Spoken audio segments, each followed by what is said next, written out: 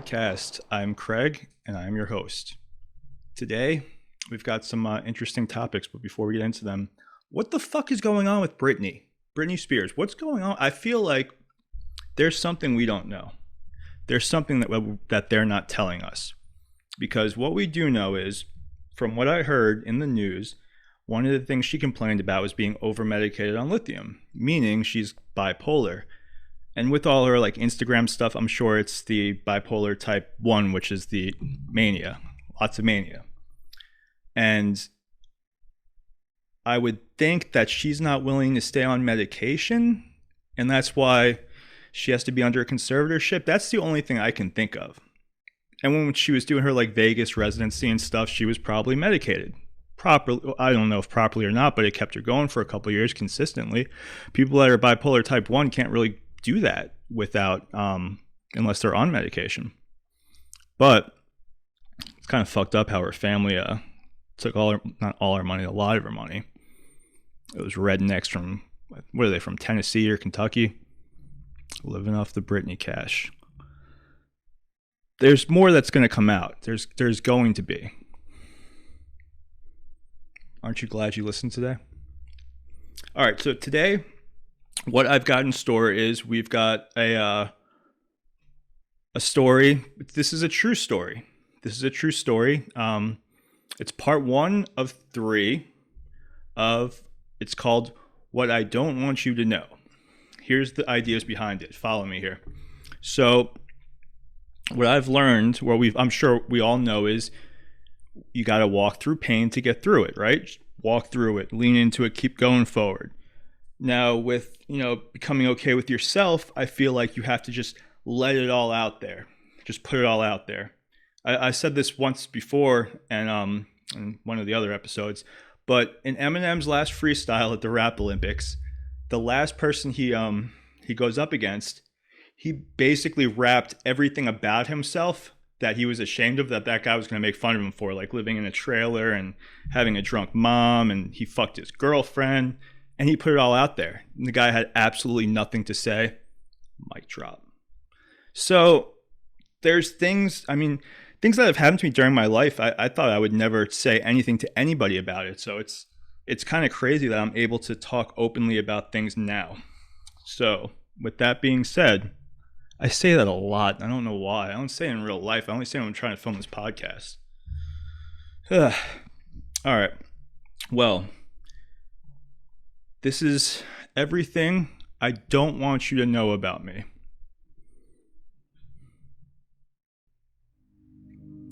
There's little Craigie. How cute was I when I was a kid? Look at the surfer cut. I got the tan. My ears look huge. My nose doesn't look big though. It's a good picture. I was like 7 when that was taken. I don't remember a lot about childhood. I remember bits and pieces, but not a lot. I kind of remember when that was taken. When I was 8, I was molested by a babysitter who was watching me, and I was so ashamed. I felt like it was my fault, and I felt like I could have prevented it, and that it shouldn't have happened. I was fucking 8 years old. And I remember the next day I was like, I'm going to put this in the back of my head and I'm never going to think about it again.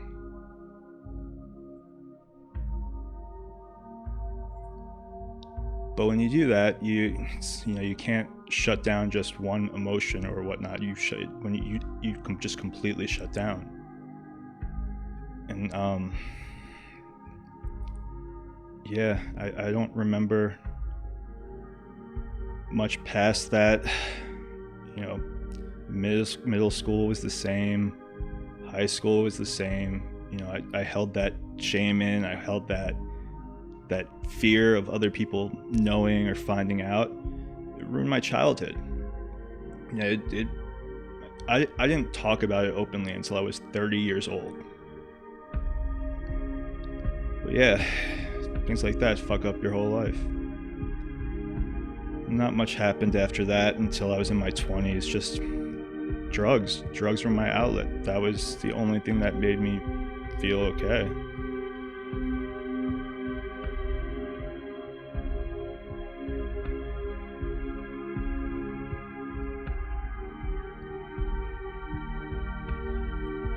I was driving my dad's beat up car. I was dropping him off at work. It was a bad area.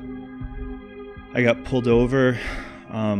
There were a few Valium in the back, and I got hit with a felony for it because I couldn't afford an attorney, and I wasn't willing to stop using to go to drug court because they would drug test me.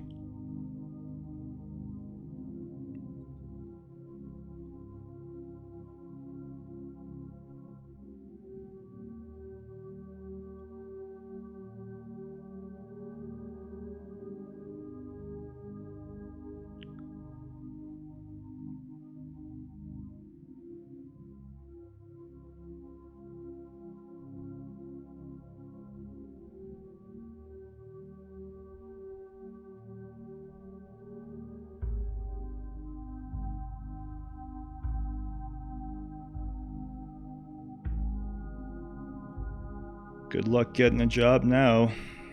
Good luck finding an apartment to move into. I didn't realize how much that was going to affect my life. To this day, I still can't get a job or move into an apartment complex. Good thing, I bought my own house. I guess that's a good thing from it. A few years later, I was driving to work. I had a drug-related seizure behind the wheel. I hit the car in front of me, and I woke up in the back of the ambulance. And it didn't really, like, after you have a seizure, it's everything's a blur. And as I was coming to and starting to realize what was happening, I was trying to pinch myself like it wasn't real. I went to the hospital, and then I was in jail for a week. Then I got out, and a few weeks in, I'm at my parents' house. I leave. I tell my dad I love him. I was just going out for a few hours.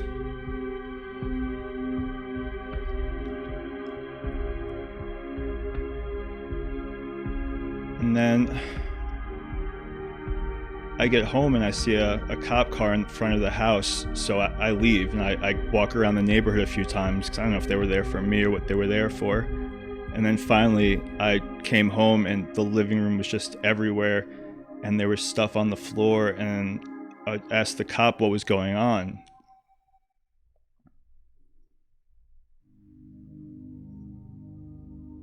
And he's like, "You didn't hear? Your dad's dead." I was like, "What? My dad's dead? I just saw my dad a few hours ago. How's he dead?" The hardest part of that whole thing was sitting next to my 13-year-old brother while he was hysterically crying and knowing that there wasn't anything I could possibly say or do to make him feel any better, and that he found him. He did CPR, and like, that kid's never gonna forget that. And the funeral. The last thing you want to see is people you don't like or you don't care about at a funeral. I don't even want to be at the funeral in the first place.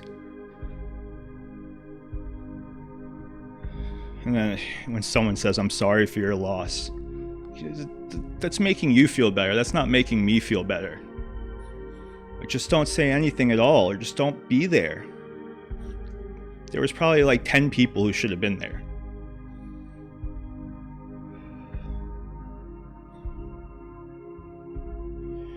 And then something happened.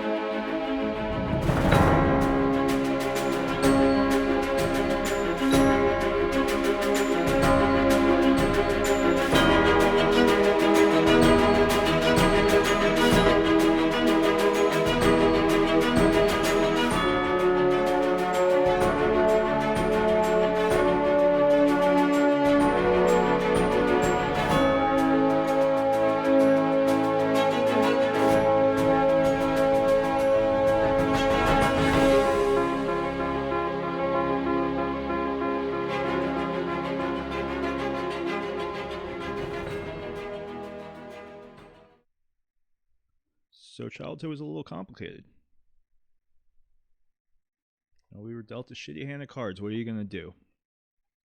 Next week, Monday, Delray Beach Part 2. We're going to show you how we saved lives, how we made money, how we took this shitty hand of cards and turned it into a royal fucking flush. Stay tuned. We'll see you Monday.